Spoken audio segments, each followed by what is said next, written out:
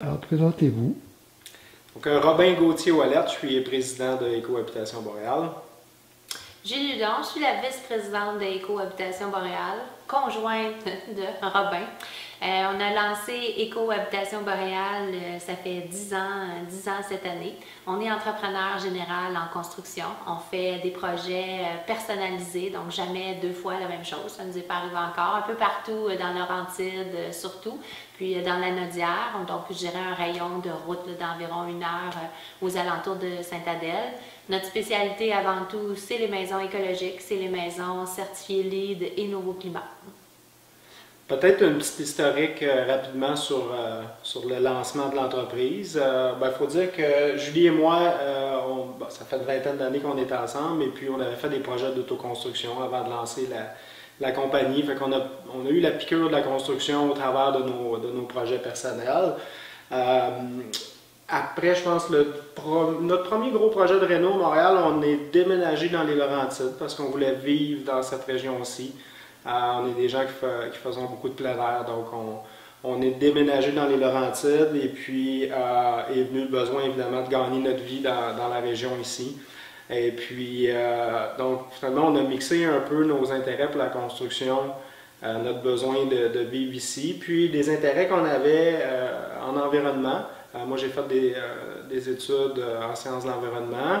Et puis, on a mixé un peu toutes ces expériences, ces intérêts, puis on a décidé de lancer la compagnie il y a maintenant 10 ans. Et puis, c'est sûr qu'à l'époque, c'était assez innovateur, c'était assez spécial de se spécialiser en bâtiment écologique, de certifier les projets LEED, mais c'est ce qu'on a fait depuis le début. Ça a été notre approche depuis le lancement de la compagnie. Notre première maison qu'on a construite, on l'a certifiée à LEED US, LEED Canada n'existait pas encore à l'époque, le programme n'était pas encore implanté. Donc ça fait un bon bout de temps qu'on fait ce travail-là.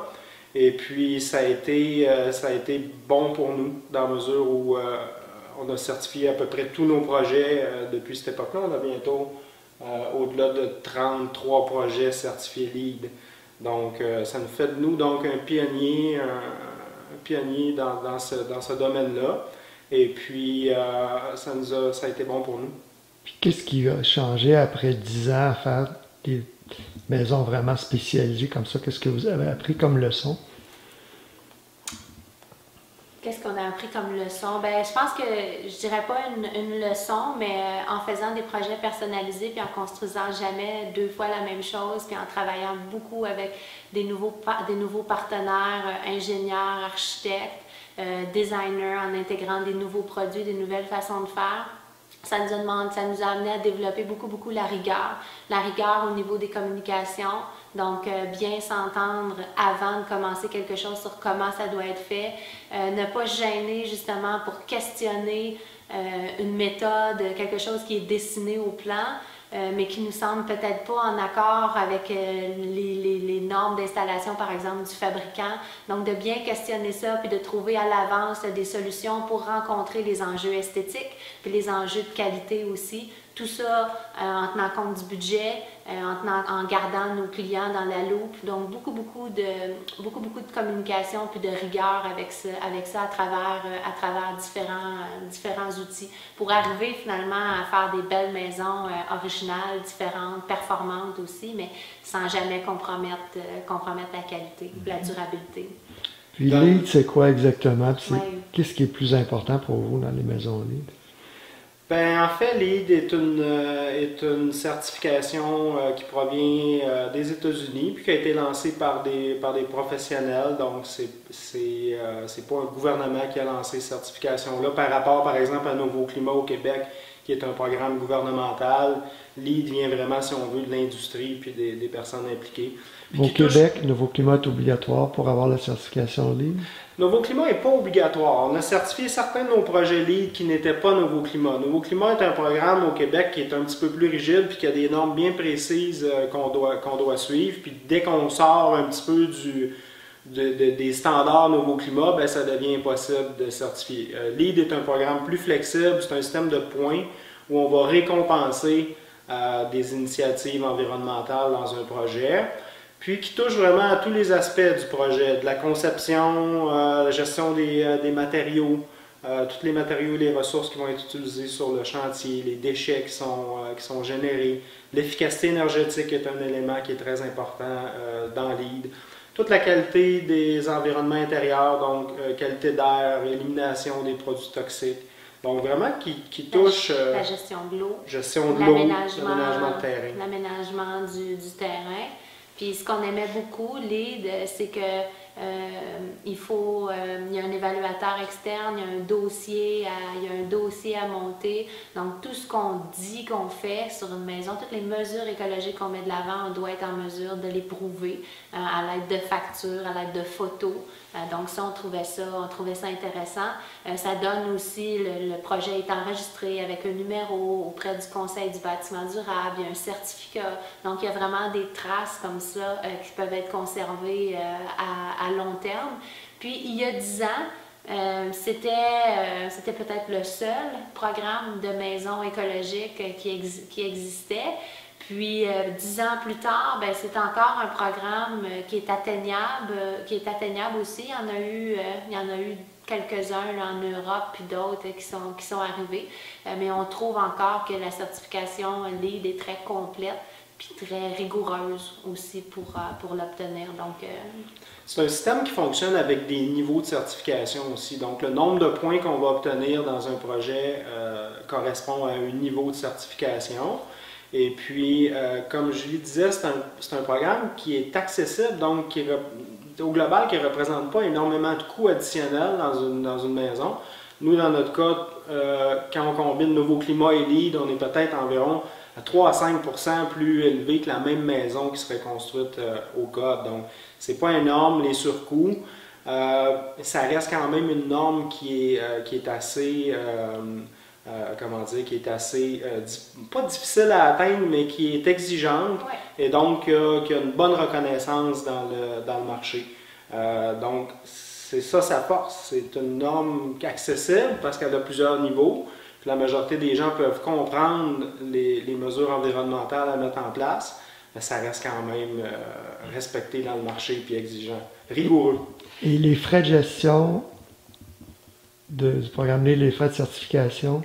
Les frais de certification ne sont pas énormes. Ça coûte environ peut-être 2000, 2500 $ au global pour s'inscrire, faire les différentes inspections, parce qu'il y a des inspections un peu comme Nouveau Climat avant de poser le gyps, puis à la toute fin du projet, lorsque tous les éléments de finition sont faits. Donc, les coûts d'inscription et de certification au global ne sont pas énormes. Et puis, dans notre cas, ben, finalement, depuis 10 ans qu'on travaille notre recette de construction, notre gestion de projet autour du système LEED.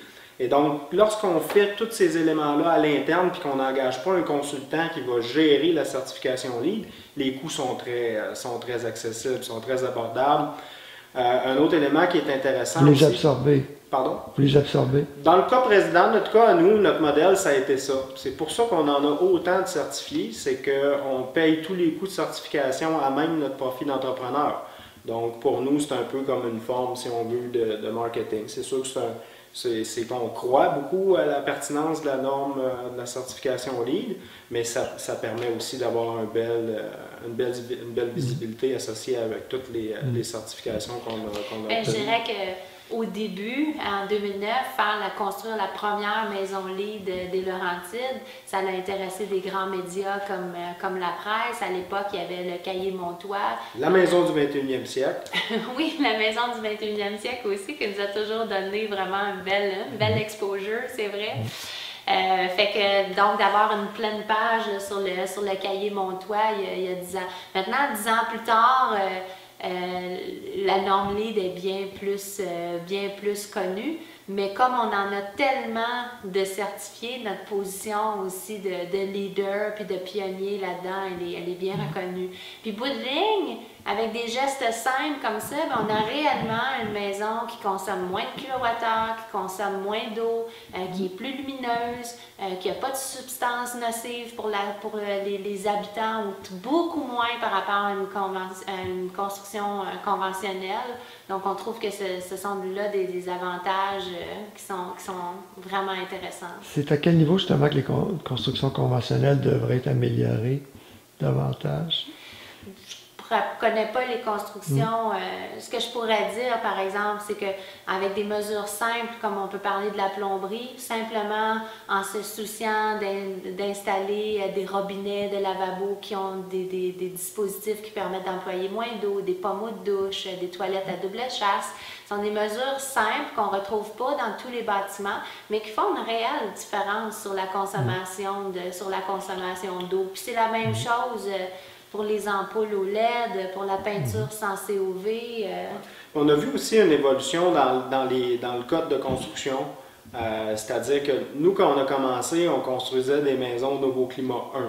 Donc, à ce moment-là, on avait certaines choses à respecter. Par exemple, R4 à l'extérieur du bâtiment pour protéger toute l'ossature. Donc, il y a des choses qu'on faisait comme ça dans Nouveau Climat 1 il y a 10 ans qui sont devenues la norme dans le code.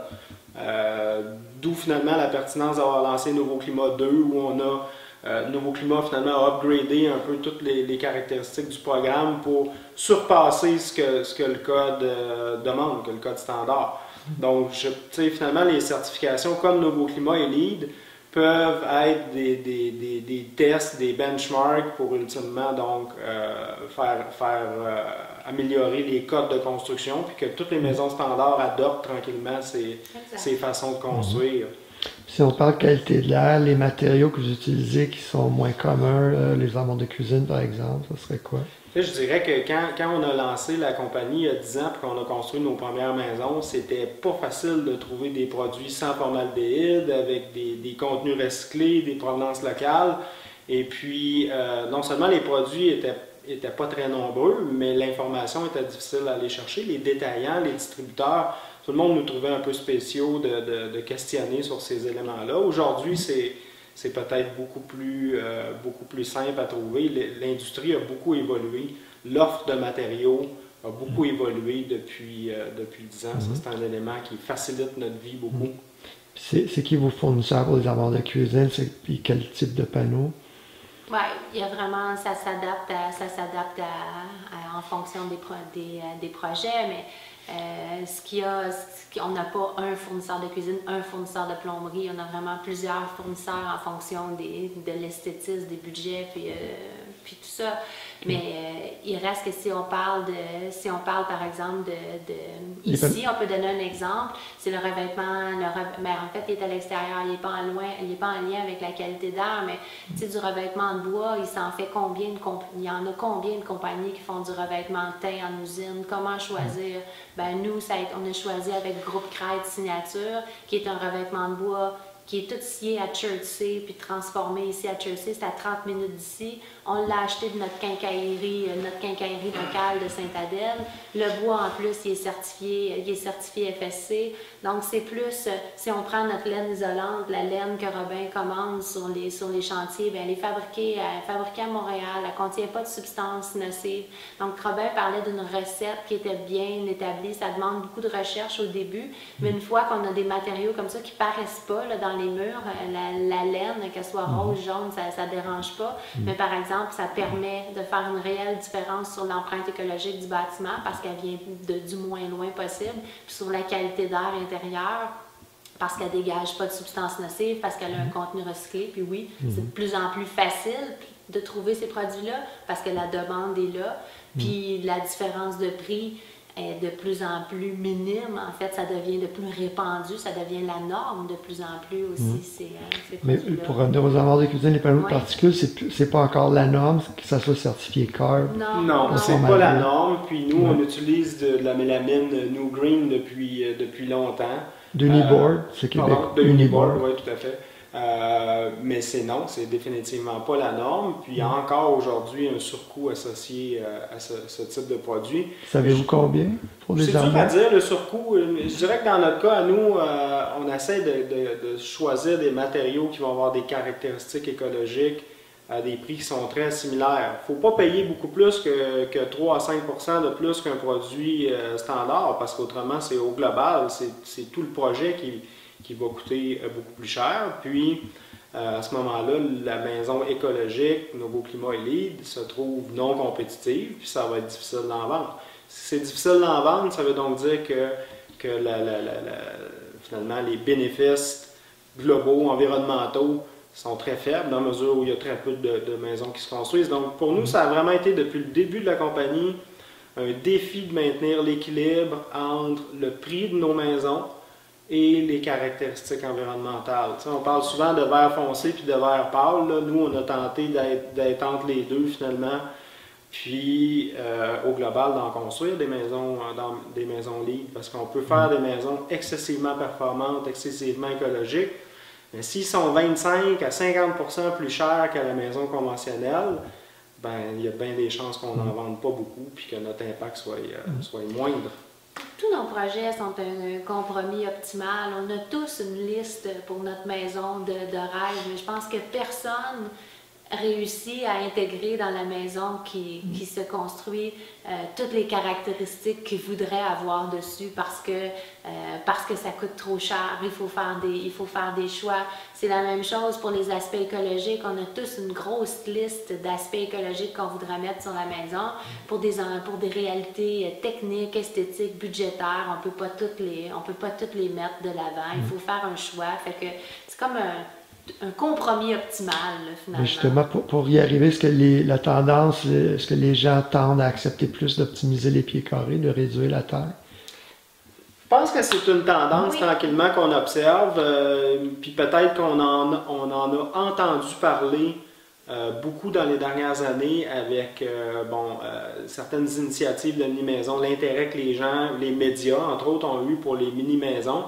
De là à dire qu'il y a beaucoup de gens qui veulent construire une maison ou vivre dans une maison de 400 à 700 pieds carrés, c'est assez peu commun, mais cet intérêt-là, puis le fait qu'on en a parlé dans les médias, ben, a un impact sur peut-être la grandeur moyenne des maisons.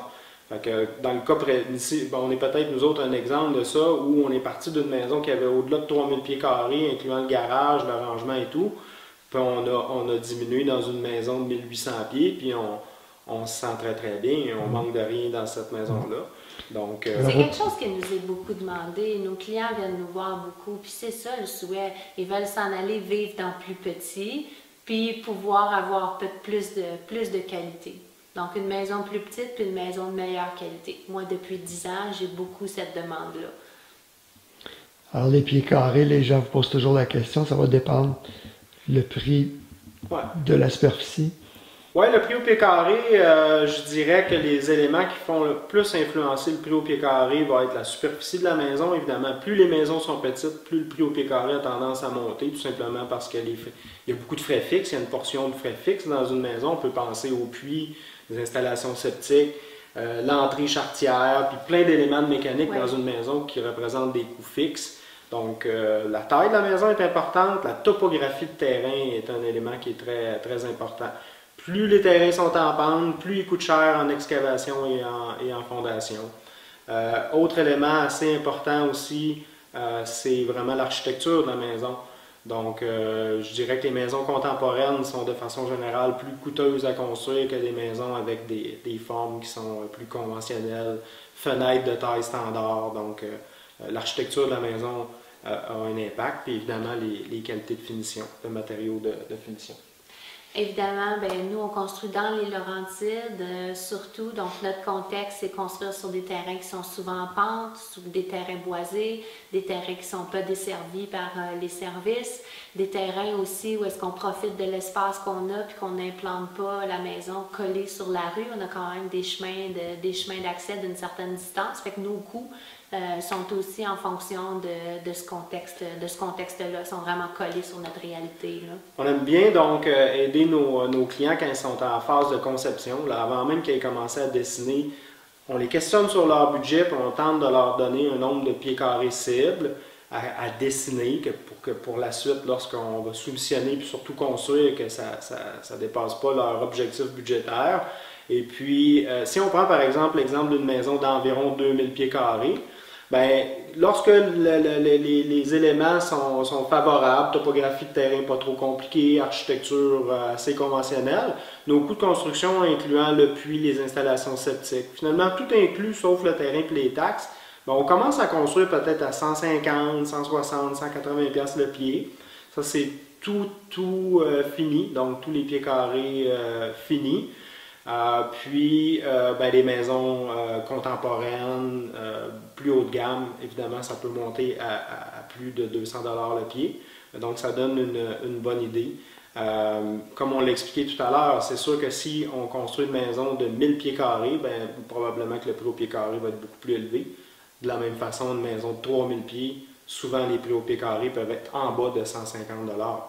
Donc, puis c'est une façon de présenter nos coûts qu'on utilise pour guider nos clients et puis qui est très adapté au contexte de construction des Laurentides.